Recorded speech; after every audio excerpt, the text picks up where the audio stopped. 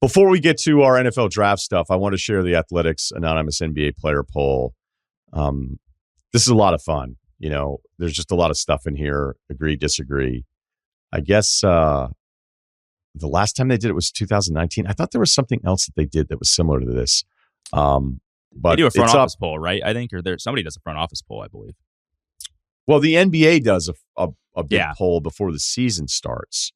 So there's just, I think anytime we can get access to this stuff, it's a win for everybody. And it doesn't mean like you both learn. Honestly, the biggest lesson in this is that the anonymous players polled in this, they're just like us. They say stuff. Sometimes I think they're worse. Yeah, right. They say super dumb shit too.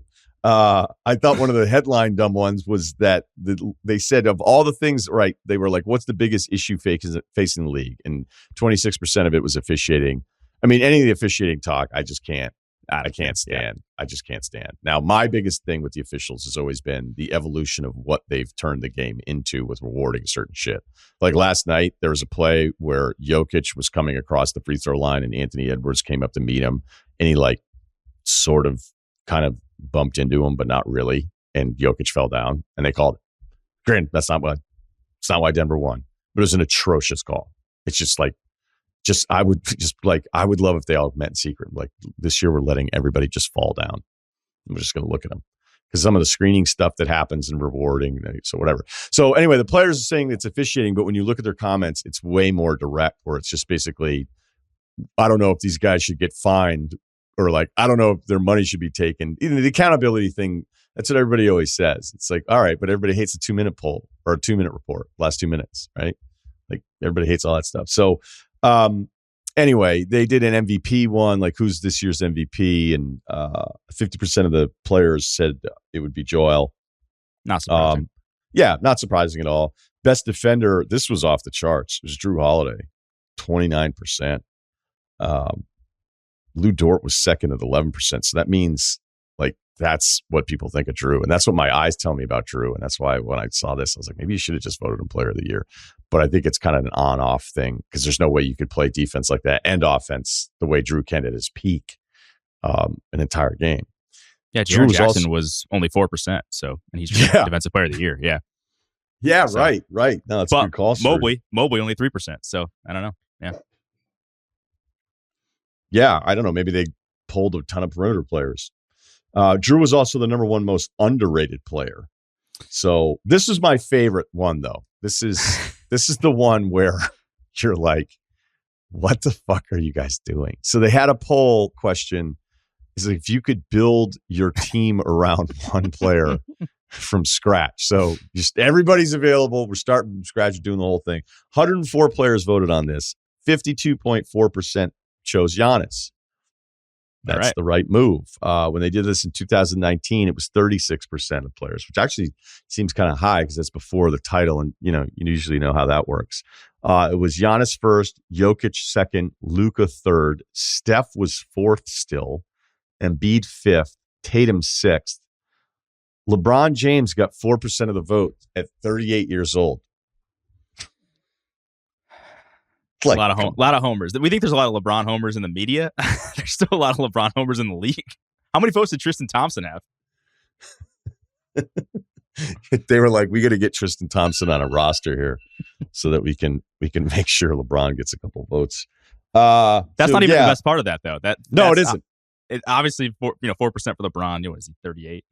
Okay, that's probably not where I would go, but sure, do you? The craziest thing was one vote for each. Chet got one vote. Chet Holmgren got one vote for player. He hasn't played a single NBA game. I was a big Chet guy before the draft. Everybody knows this. I may be wrong. I still think he'll be good. But the idea that you can give Chet a vote as the guy that you would start your franchise with, essentially, I'm actually surprised Wemby didn't get a vote. Like, I would vote Wemby before I voted Chet, right? No one should be like Chet that much. Yeah. No one. That's crazy. Yeah, so there were other votes. Chet, Jaylen Brown, Evan Mobley, Donovan Mitchell. And honestly, what could contest Chet for the worst vote was Alpi Şengün.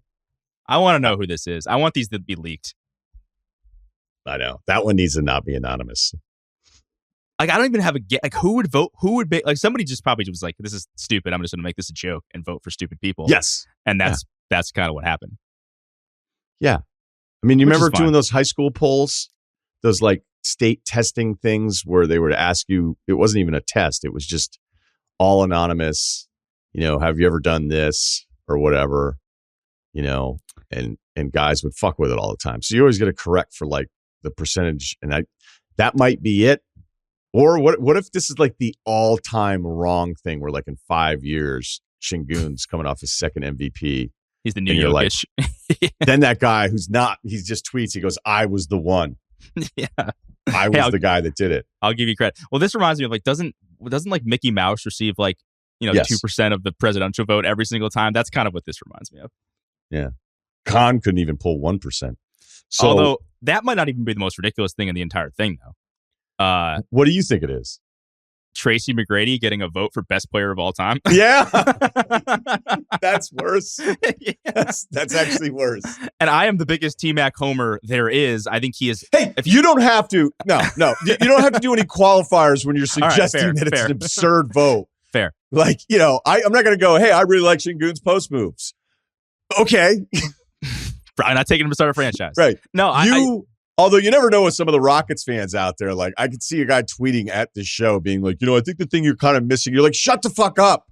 Like you wouldn't pick him. You wouldn't pick him to start your team. I don't know if the Şengün vote is worse than the Chet vote. I think it might be only because Şengün's played and you're okay, there's something to work with there and he's really good. I really like him, but like, I'd say what I want? That, though. I want a post player who never, like, we don't throw it in the post anymore, who's not a good defensive player. I would zag on that just because I think I know who Şengün is and I like him. But if you're saying, hey, I could have one of these guys in my team, I'm picking Chet every single time, even though I haven't seen him once. I may be wrong. No, we're in agreement. We're in agreement. I'm telling you that vote's worse than the Chet. Oh, okay. Like, my bad. Chet is still like in that mysterious, unknown. Yeah. Right. And then the last one, most overrated player, Trae Young leading the way at 15%. Yeah. Like I said, sometimes the players are just like us. So I was thinking about this, though, because Bill asked J. Kyle Mann on his most recent pod whether he would rather have Trae Young or Derek White. And J. Kyle Mann was getting some shit because he said Derek White. Like, has the pendulum swung so much where Trae is actually, like, we can't even find teams for him to be traded for. Like, it's like, the way that we talk about him is like he'll be out of the league in 2 years.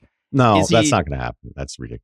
Right. But I'm just saying, I know that's not obviously true, but like that's kind of the way that we're talking about it. I'm not a Trae guy, and it is good to see that like at least the players think that's the same. But have we gone a little too far on Trae? Like, does he just need a change of scenery? Like, is it? And again, this is as non-Trae guy as there is, but it just feels like he is the number one target from the media and now the players, I guess, for the guy that's the most overrated player in the league. Well, the Derek White call is the right call, by the way. And you're not talking about just talent for talent. You're talking about how does somebody come in and fit in. And the only way it's ever going to work for Trae is he needs to seriously adjust the way he plays the game. Really talented guy.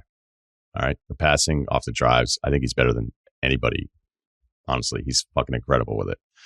But, how many years are we going to keep talking about the same shit and go like, oh, yeah, no, it's just being a different zip code. Everything will be better.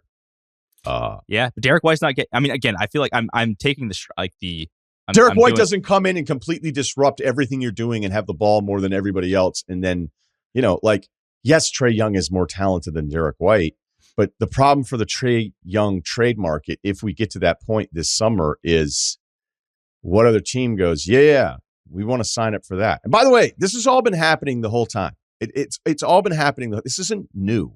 It's just that a lot of people got tricked into thinking like the Eastern Conference playoff Finals series, thing. The Eastern Conference Finals thing, and even the thing I loved about him in the Knicks series, and they were far better than the Knicks. I picked him to win that series. Was that he was the least afraid? You're watching Ben Simmons be scared to death, be out there, and Trae Young's not afraid of anybody. And that part of it, like I think we were really complimentary of it. And you're kind of going like, dude, this guy's going to the Eastern Conference Finals, like whatever, but. I mean, this isn't about Trae's talent. This is about, it's kind of like the Westbrook stuff in the past where you go, okay, which team goes, all right, here are the keys, and you take over and do your own thing. So that's the challenge with it. It's not that Derek White's a better basketball player. than Trae Young. It's that with Derek White, you don't think he comes in and disrupts everything you're trying to do from a basketball standpoint. So the only way it ever works for Trae, I think, is kind of that, that epiphany, that NBA epiphany later in your career where you're like, I'm going to have to change the way I play this game a little bit.